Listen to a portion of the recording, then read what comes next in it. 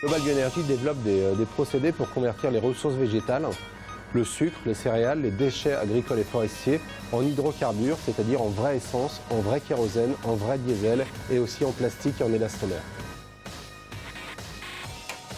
Les plantes captent du CO2, c'est la photosynthèse. Ce CO2 est transformé en matière végétale qui est convertie dans nos fermenteurs en hydrocarbures. Ces carburants vont relâcher du CO2 qui va ensuite être capté par les plantes. C'est un cycle.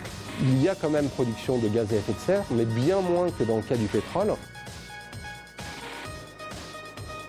Il faut bien se rappeler qu'il y a 15 ans, le prix du baril était très bas, moins de 10 $ le baril en 1999, et donc développer des alternatives comme celle-ci ne faisait pas vraiment de sens économique.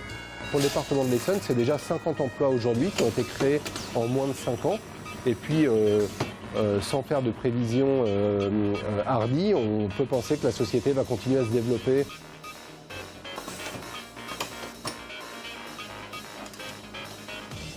Maintenant, si on veut complètement remplacer le pétrole, là, il y a des équations qui commencent à vraiment changer de nature.